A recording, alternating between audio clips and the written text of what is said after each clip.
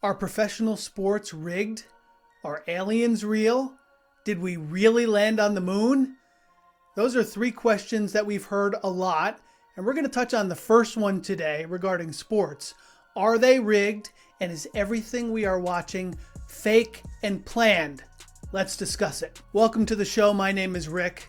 I started my sports broadcasting career more than 30 years ago, so I've seen behind the curtain in sports broadcasting at the professional level in all four major sports.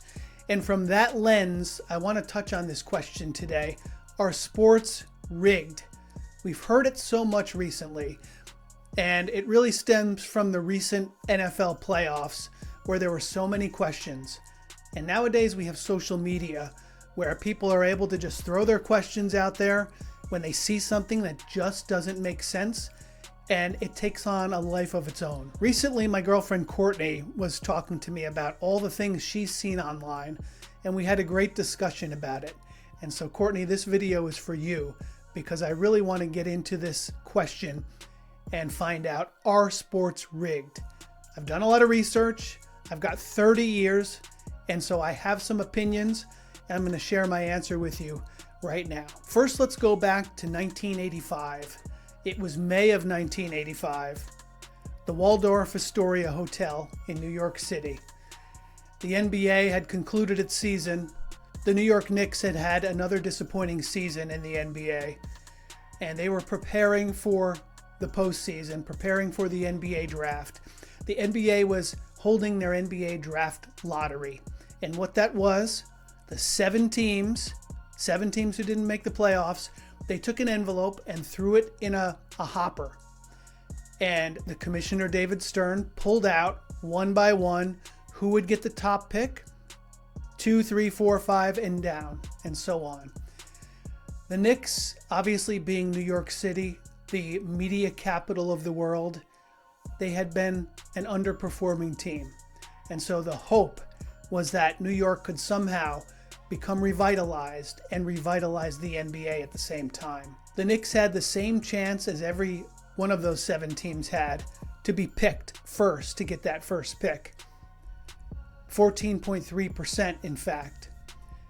And as David Stern reached in to get that envelope, a lot of fans knew that the Knicks were not the worst NBA team at that point. They had the third lowest record.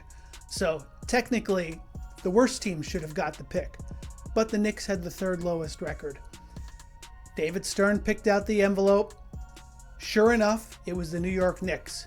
And with the first pick, they obviously took Patrick Ewing, who was a lock to be the number one pick. He was the most dominant college player.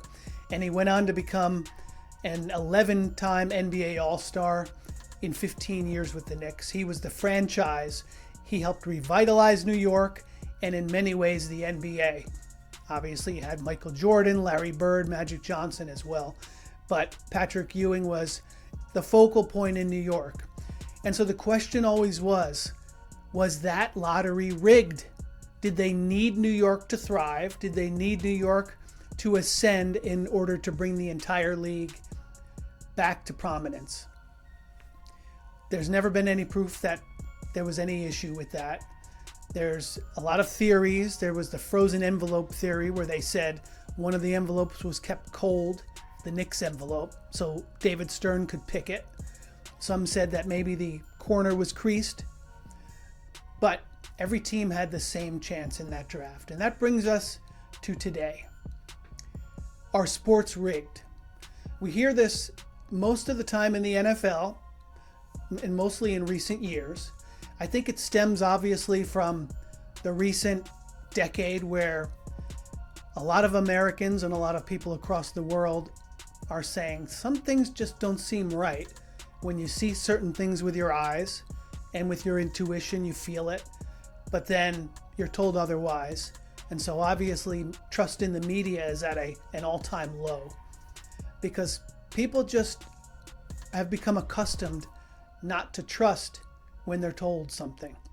When they're told we landed on the moon, when they're told there are no aliens, when they're told things about elections or any number of things, people have just become a lot more cautious and wary. At least a lot of the population has.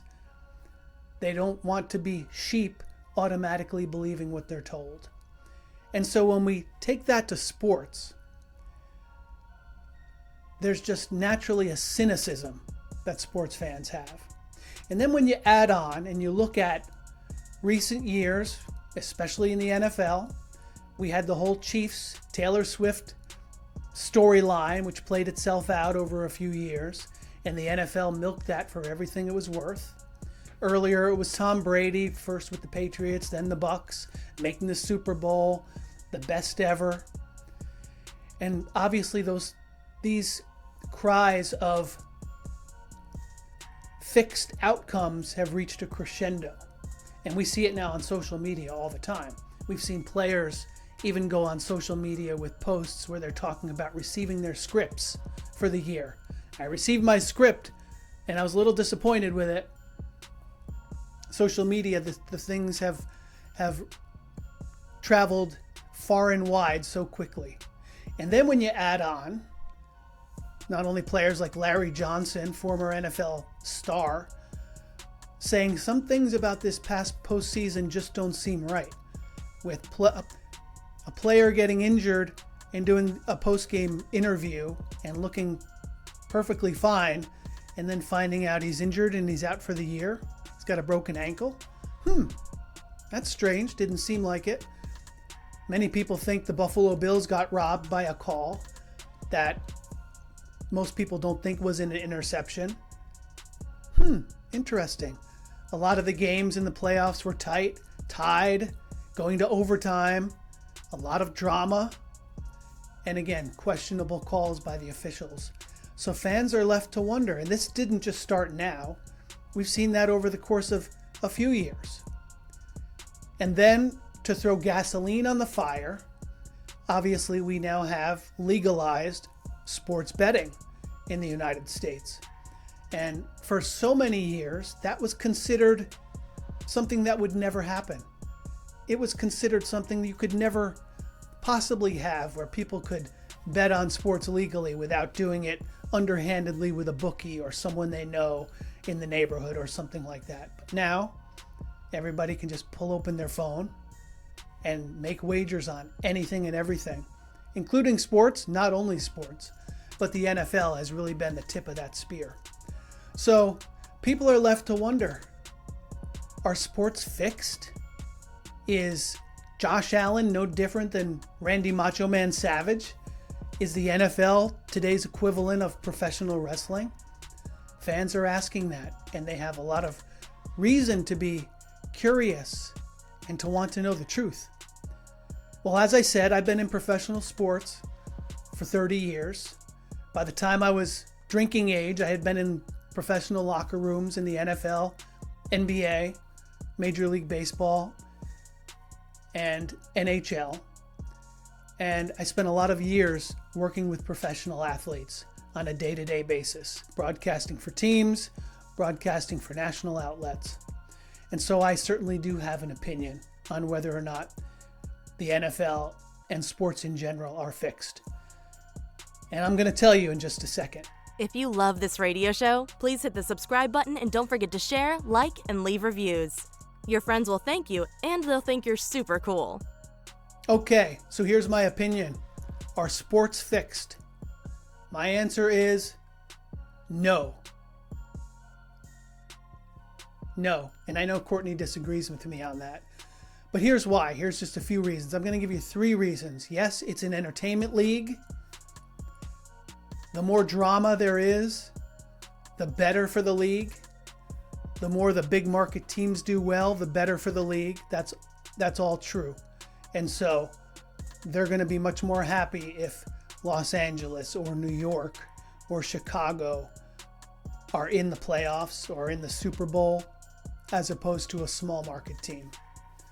But let's talk about 3 reasons why I think sports are not rigged. Yes, you've had scandals all the way back decades and decades with professional sports betting. Not only Pete Rose, college sports scandals from earlier eras, and even recently. And those things, I think, are never going to be completely rooted out. And maybe they're even more possible now because of online legal sports gambling. But the first reason that I think sports are not rigged is, let's take the NFL for example. There are roughly 1,700 players in the NFL. 1,700. So yes, we've seen some of them post online that they've got their scripts, that things are rigged. These are former players that say that. But how difficult do you think it is to get 1,700 players to agree on something? It's like herding cats. They all have different incentives. They all have different self-interests. So to get that many players focused on in one direction is extremely difficult. Now I know, I've heard, and it makes sense when people say, but Rick, you only need a few. You need the quarterback. Maybe you need the coaches. Maybe you just need the officials and a key player to be involved in a turnover or a big play. I understand. But even let's say there's just 22 players on the field. Sometimes that one player can't have the impact you think they can have. Maybe in the NBA it's more. I mean, in basketball there's 5 on a team. But it just seems like 1,700 players. It's an awful lot to get them all moving in the same direction towards a subversive goal to try to manipulate people. That brings me to the second reason why I think sports are not rigged, is that how difficult would it be to keep that kind of a secret? Think about that. That secret is one that would be, in my mind, impossible to keep. Again, 1,700 players in the NFL. And if it were happening, I think we would know about it. I think we would know about it. Now, true, when you're watching a broadcast, let's say a national broadcast, they're all working together to package the most entertaining product to you for 3 hours. That's their goal. They want ratings up. They want enthusiasm up. They want conversation and discussion around the game and around the league up. But do you think they can get 1,700 players to keep a secret of that magnitude? I mean, here's one instance where maybe legalized sports gambling prevents it. Because if you had a player that got a whiff of something that was up and then passed it off to his buddy, that's a big moneymaker if it goes against the storyline that everyone's expecting. So I don't think you can get 5 players to agree to keep it a secret. I know you can say, the 1919 Chicago White Sox, the Black Sox, some great books about that scandal. We didn't have the media that we have now back then. So those players, in my opinion, could go under the radar a little bit more without all of the media, all of the journalism surrounding them. So they could throw a World Series and do it much more, even though they got caught, do it much more quietly than now, where you've got a spotlight on every single player. I just don't think you can keep that kind of a secret. And my third reason is that whatever you think about Roger Goodell, the commissioner of the NFL, or whatever you think about any of the players, owners, coaches, broadcasters, whatever you think about any of them, I'm not going to name names. I'm not going to. Whatever you think of any of them, if they failed in their attempt to rig a storyline and rig an outcome, if they tried and failed, think about the damage that would do to the league. It would take a decade to repair. And all that they have now, merchandise, licensing, international games, packed stadiums, television deals, large multi-year contracts with TV outlets, broadcast entities. Players are making more than ever before. With all that to lose, why would they risk it in trying to rig something to juice a little bit more out of the stone. I just don't think they would. I don't think they would risk it. Now, I do think they play up.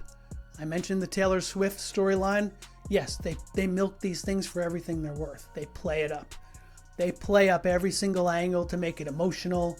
And these storylines, especially in the postseason, all sports do that now. It's become much more of a video game culture, much more of an entertainment product rather than a traditional sports league. That's in many ways why traditional America has a much more difficult time connecting with the NBA now, because it seems like the games don't matter until the final 2 minutes. The seasons don't matter until the playoffs, and most teams make it anyway. And it seems like Major League Baseball might be going in that direction now too, which certainly turns off the baseball purists like myself.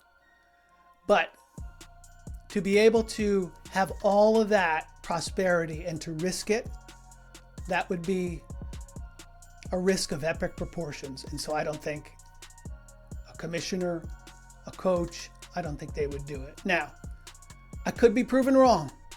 Maybe something comes out tomorrow and it seems like Rick is wrong and sports are rigged. Could be true. Maybe we find out tomorrow aliens are real. Maybe we find out tomorrow that we never went to the moon, that it was done in a studio. That's been something that's been bandied about as well. One thing I am sure of, there's going to be something tomorrow that we don't trust. There's going to be something tomorrow that we have a hard time believing. There's going to be something tomorrow that half of the population believes and half doesn't. There's going to be something that's forced on us that some of us agree with and some don't. I think that's where we are as a culture. But for now, and at least in my opinion for the foreseeable future, I don't think sports are rigged, and I think that's one area that hasn't been tainted that way as of now. So let me know in the comments what you think. Tell me if I'm wrong. Tell me if you agree. But I hope it was thought-provoking. We've had these questions about sports over the years. There have been black eyes, as I mentioned, gambling scandals, teams that threw games, players that threw games, players or managers that bet. We've had these things. But are sports rigged? My opinion, no, they're not rigged. My name is Rick. If we haven't met, thanks for being here. It's been my pleasure. And until next time, so long.